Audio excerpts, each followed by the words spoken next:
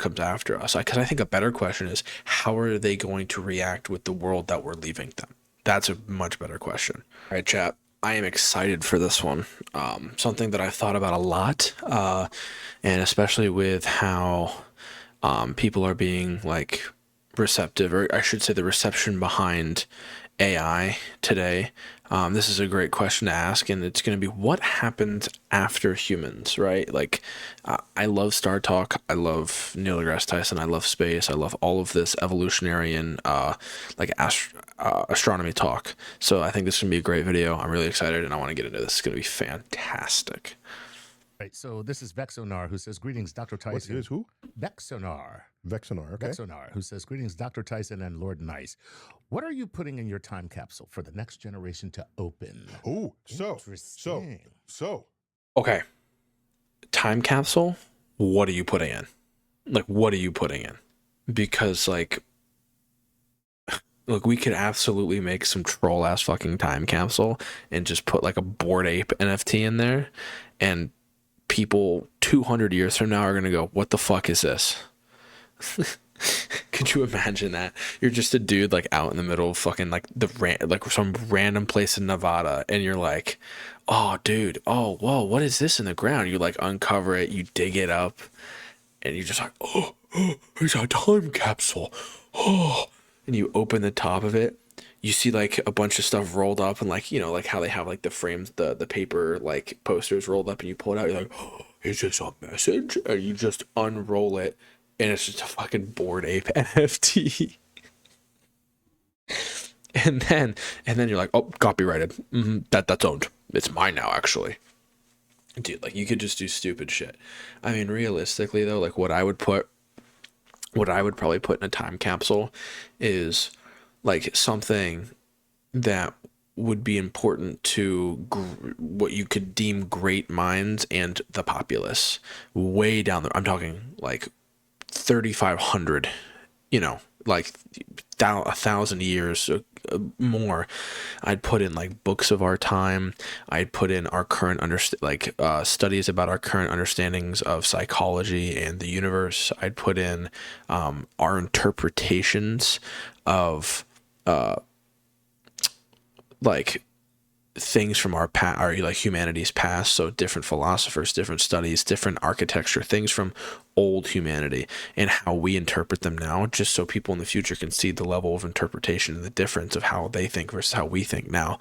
And then I think I'd also put in like snippets of music and stuff like that, but it's just like, that's a hard question. Like, that's a really hard question, because like you have to think about what's going to be valuable. I mean, a time capsule is not necessarily about things that are valuable per se, but it's more about like a snippet of our history. And I think what's most important of our current state in history is the state of our opinions, the state of how we perceive each other's opinions, and the state of how we are trying to understand the world, the future, and the past. I think that is like the most important things. And I think you gotta throw music and art in there, not a Bored Ape NFT.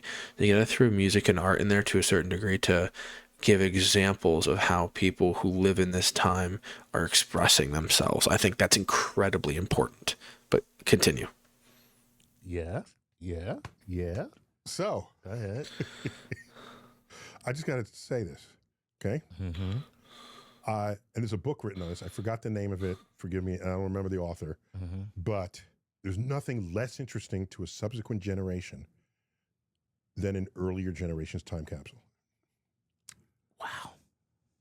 And the evidence of this is, I guess, nobody yeah. remembers where any of the time capsules Were are buried. buried. There's ceremony. There's a mayor speaks, and then as things move on and culture advances and technology advances, no one cares what your sorry ass from 40 years ago thought was modern. Right. And Exactly. Look at this, a phonograph. I was That would be in funny as fuck. Flushing Meadow, near the Unisphere. Okay. Tell everybody what the Unisphere is. It's the thing outside of the old World's Fair Stadium. It's a big giant globe, right? It looks nice. I mean, Looks cool. It's what anyone thinks of when they think of the Flushing Park. Yeah. Okay. it's Earth. U.S. Steel created this for the World for the Fair. World Fair. And there's these 3 rings around it, Right. evocative of John Glenn's 3 orbits around the Earth. I did not know that. I'm just saying. I'm just That's saying. dope. So I didn't know there that I either. am. That's really, really This cool. is maybe 15 years ago. I'm just sitting on a bench. I forgot why I was there. I don't remember. Forgive me. I don't remember why I was sitting on a bench in Flushing Meadow. Okay. 'Cause I don't live in Queens. Usually I'm just driving through Queens. Okay. But I'm sitting there, and I look down, and under the brush, I parted from. Here is a time capsule from 1965. It was like What? a time capsule buried in that spot. No one cared. And they just put a bench on the top of it. No one cares. That's There's fantastic. I mean, it's not. That sucks, but that's great. memorial around it, no Yeah. ceremony. That's nothing. funny. We have a time capsule for the Rose Center here. And they asked me, what do I want to put in the time capsule? So I thought about it. I said, okay, I'll tell you what I put in it. I put a Metro card in it. Oh, and guess what? That's a good thing to put in it because they don't exist anymore. So you were ahead of your time. So I put in a Metro card. I think I put in an iPod. Oh, okay. Okay. And interesting. This was modern stuff Right. at the time. We're all excited about it. But who cares? Right.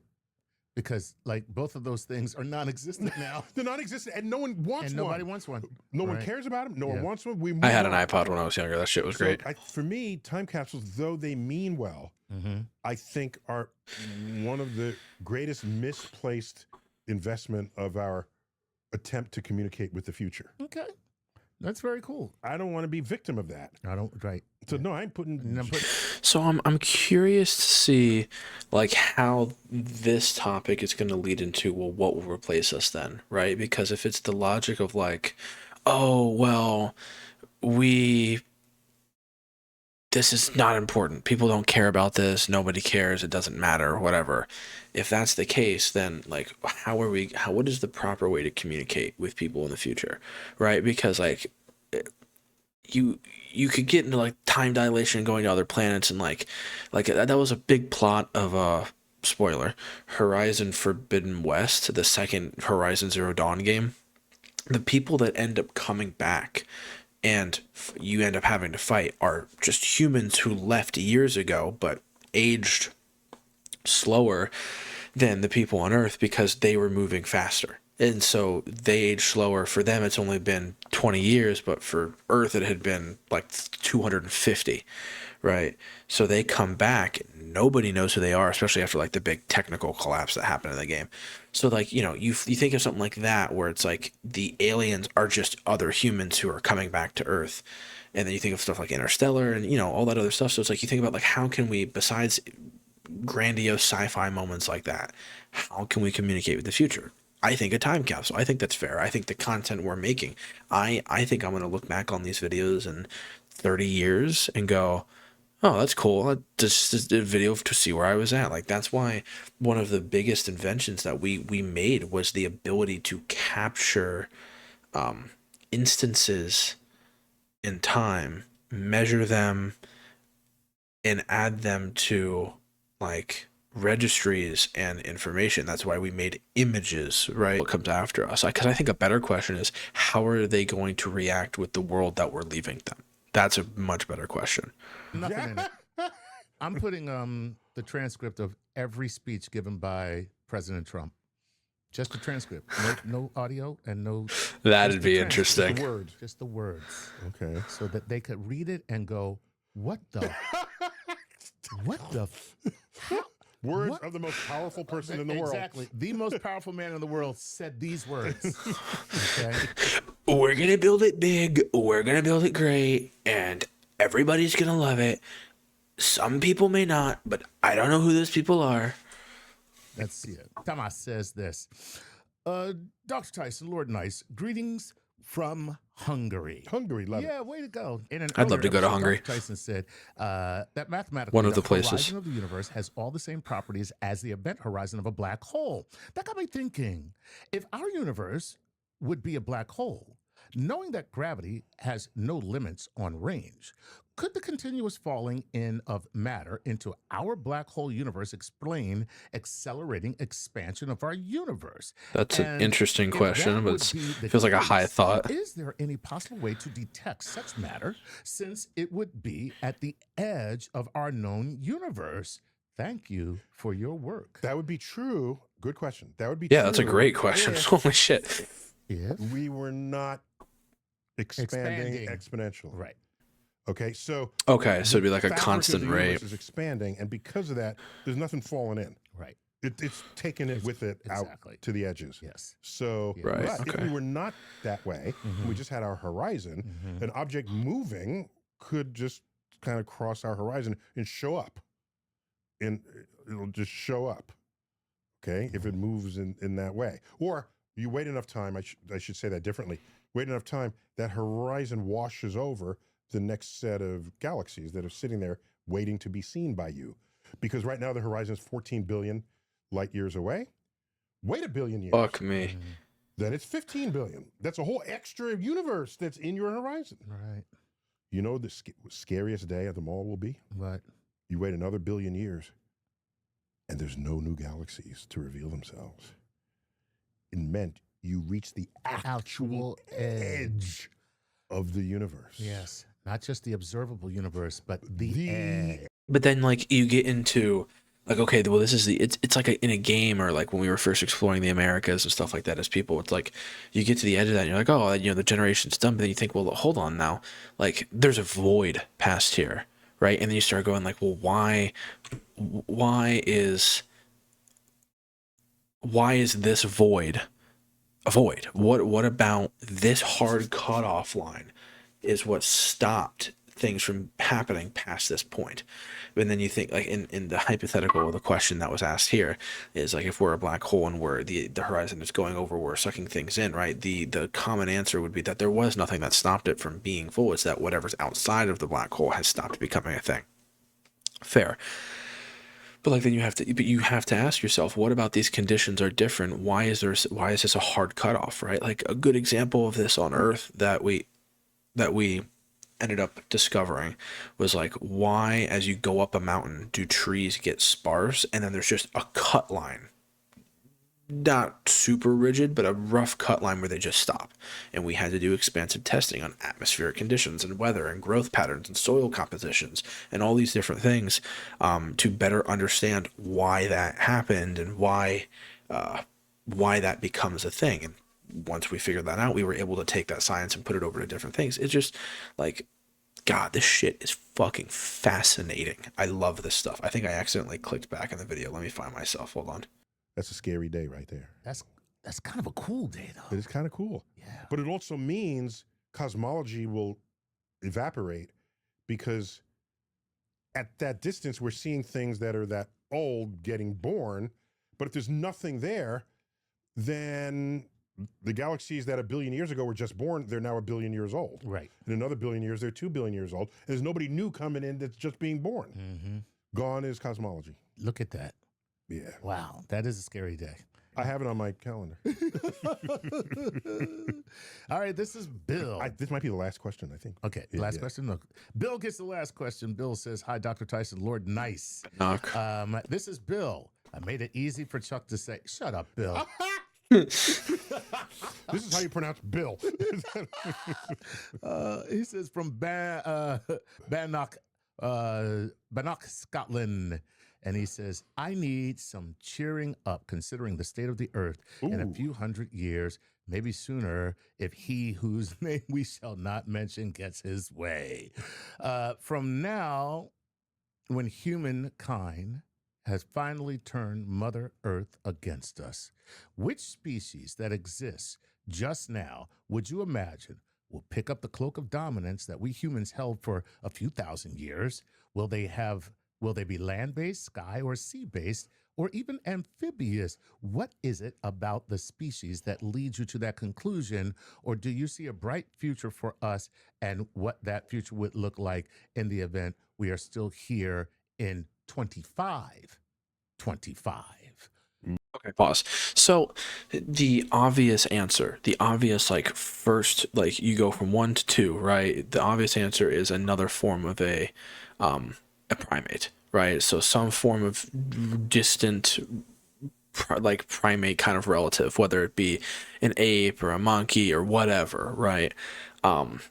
That seems like the obvious thing. I mean, they're just below the Stone Age, I think, right now. Like, if you know, if the Stone Age, if you look at like the progression of our life on like a scale, if 1 is Stone Age, 2 is agricultural, 3 like, well, 2 would be like agricultural mixed with like development of tools, so like Iron Age plows, wheels, stuff like that.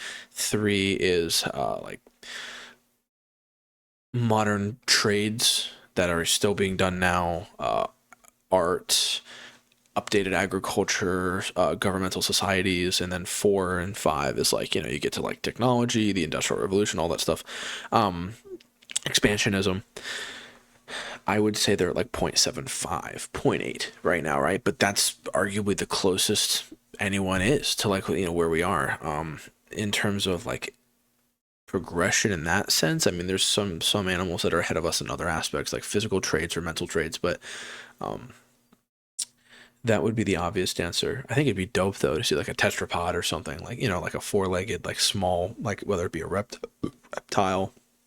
Like, could you imagine like Komodo dragons and just like start just fucking talking and like walking bipedal? Like a Komodo dragon just stands up and then it's lizard people, and you're just like, oh man, finally those fuckers are gone. Oh, like that'd be crazy. I think a sky-based animal would be weird. I don't really know. Like, that would be awesome, but that would be weird. Cause then like that would, can you imagine if humans had wings? Like, just the shit that we would have, the shit that we would do. Like, building would be easier. You know what I mean? Like, people could just fly up and build shit. Like, we would. That's a weird reality to think about. But anyway, let's see what Neil thinks. Ooh, a question that is, I'll say, laced with hope, but yet very dark, Very morbid, dark and daunting. Yes, it's both hopeful and darkful. Yes. So I have some important replies to that. Go ahead. So first, there's a book written, forgive me, I don't remember the author. It's called After Man.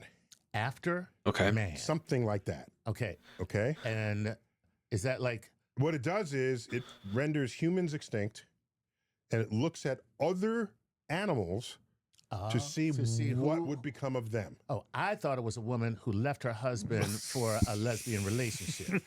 Oh. After Man. I am so much happier. I can't tell you how much better it is With no man. with no man.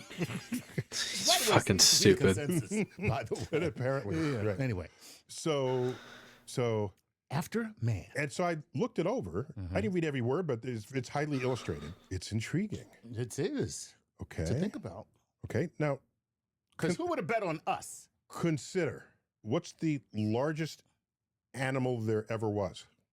From what I understand, it is the blue whale. And it is alive today. It's alive today. And what kind of animal is it? It is a mammal. Balaenoptera Yeah, okay. musculus. Do you know the size of the smallest mammal? Is I it don't, like but I a- think it's pretty small. like a- It can fit inside of it like a teacup. It's like a finger It's monkey, like right? this big. Yeah. I think it's a marsupial. Yeah, it's like a little shrew. or Marsupials are something like mammals, that. I think. Yeah, Yeah. marsupials are No, mammals. well, there you It's go. some little thing. Yeah. Okay, this big and the whale. So mammals have the capacity to not only occupy practically any size range, but practically any place on Earth they can figure out how to live there. And we are on every place on Earth. Basically. We're even. Well, so are bacteria, but yeah. but in terms of animals, Yeah. We're a different kind of bacteria. We're more like a virus. No, I'm talking human beings. so unlike reptiles and other cold-blooded creatures, they can't exist Right. in cold climates, Right. right? Because they would just freeze, They and, die. freeze and die. But we maintain our body temperature Right. no matter where we are. All right. The reason why I'm saying this is this book said, if that's the case, what's limiting the size of rats? I don't know. I'm going to tell you. You ready? Go ahead. I could be wrong. so Evolutionary just needs? Put it out there. Cats. The size of, not New York rats, Yeah. okay?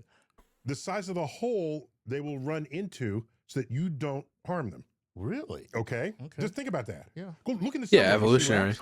Yeah. They'll crawl, and there's a hole they go into. There always is. There always They is, don't no get matter what bigger rabbit you because find. they There don't. always They is. would have There's to a go hole. hide in holes that humans could reach Humans into. aren't here.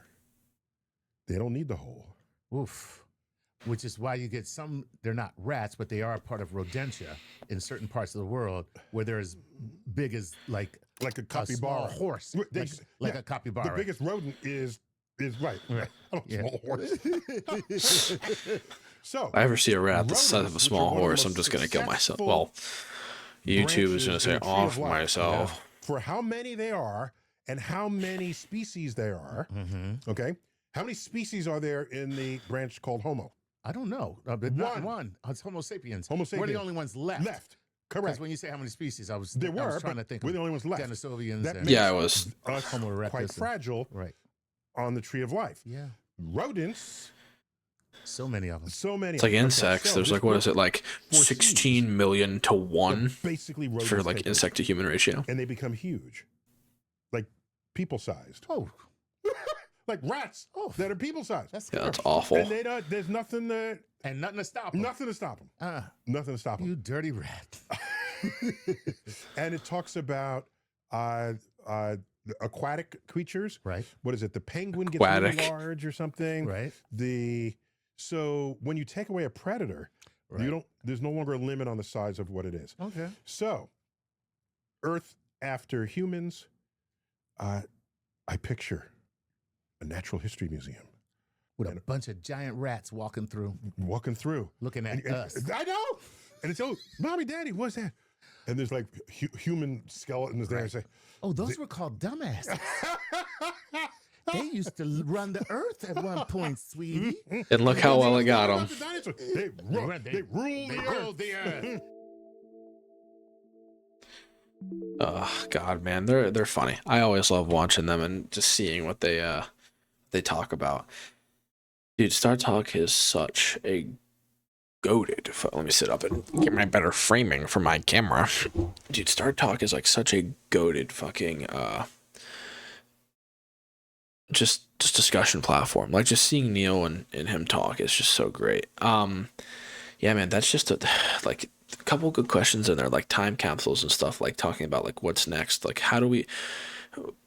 It's a good question. It's like, what do we leave for the next generation? And then how do we know what we leave is ever even going to get found? Because how do we know the next generation is going to survive long enough to take advantage of the information?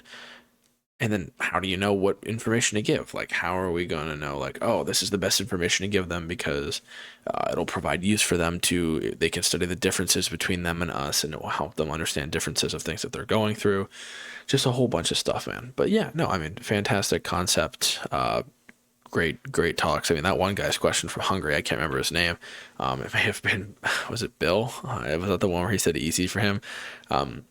Great question. I mean, that was amazing. I really liked that hypothetical of like the universe, like universe horizon being like an event horizon and stuff, talking about like, what Neil has said in his studies. But great video. On to the next one, chat. On to the next one. Peace.